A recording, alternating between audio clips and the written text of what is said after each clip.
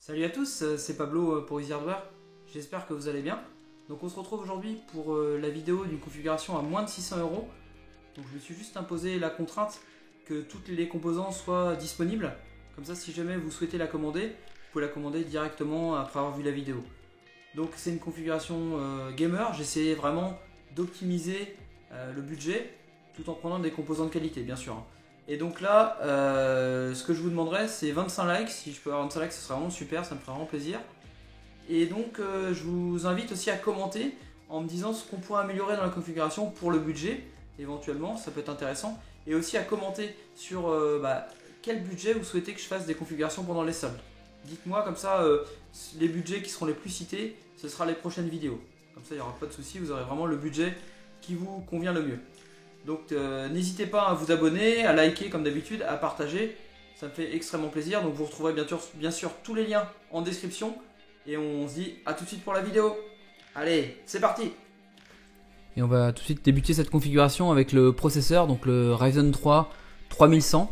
Donc c'est vraiment un processeur qui est vraiment parfait pour le gaming en 1080p, puisque quand même il a des fréquences assez importantes. Donc il est de 3,6 GHz et 3,9 GHz en boost. C'est un 4 cœurs 8 threads.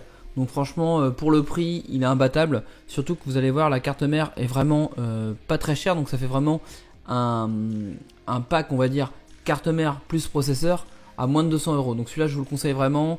120 euros, 4 cœurs 8 threads. Vraiment bien. 3,6 GHz et 3,9 en boost. Donc franchement vraiment un processeur parfait pour le 1080p. Donc pour la carte mère, j'ai choisi la B450 DS3H de Gigabyte.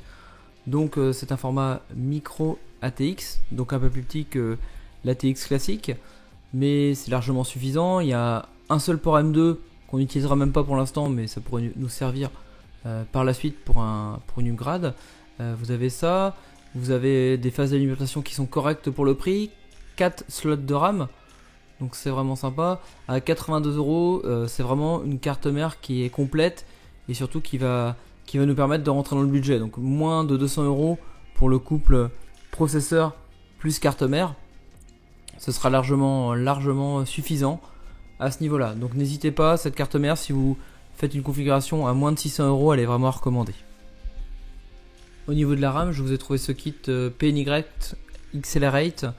Donc au niveau de la fréquence, on n'est pas vraiment optimal, on a 2666 MHz, mais pour ce type de configuration, je pense qu'il n'y a pas besoin d'aller chercher plus loin. J'ai vraiment essayé de trouver au moins cher un kit de qualité, mais au niveau de la fréquence, je pense que c'est largement assez. Donc à moins de 61 euros, c'est vraiment pas mal. Ça a vraiment baissé la RAM ces derniers temps.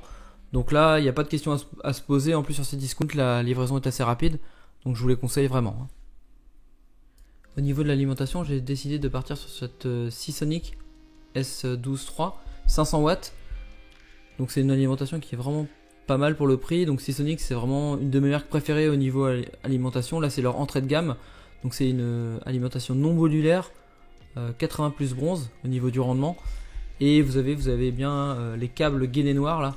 Ça c'est vraiment sympa. Vous voyez, c'est vraiment bien fini pour le prix. Moi je vous conseille vraiment de ne pas lésiner sur la qualité de l'alimentation.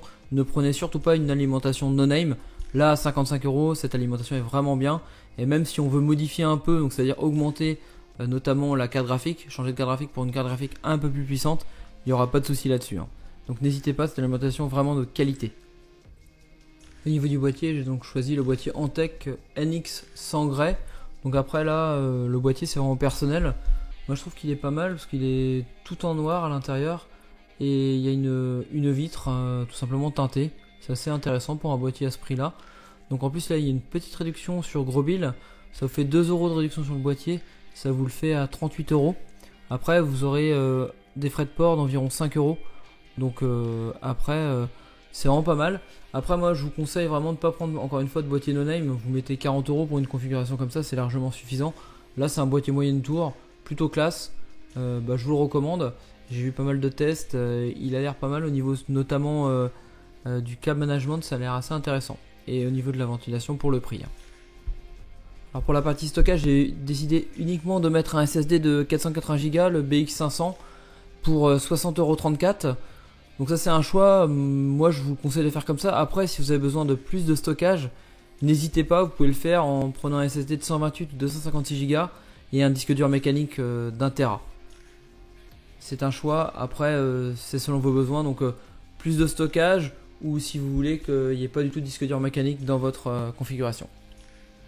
Et enfin la partie la plus importante d'un PC gamer, et aussi la partie qu'on pourra améliorer en premier pour améliorer la configuration, je vous en parlerai en toute fin de vidéo. Donc j'ai choisi la carte graphique, la RX 580 Armor OC de MSI.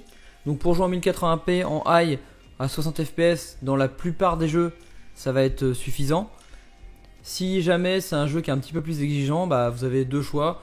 Soit vous diminuez les détails graphiques et vous serez à 60 fps, soit bah, vous jouez à par exemple 40 fps dans certains jeux en high. Après c'est à vous de voir si c'est des jeux compétitifs, si c'est des jeux où vous préférez que ça tourne mieux ou que ce soit un peu plus joli, à vous de voir.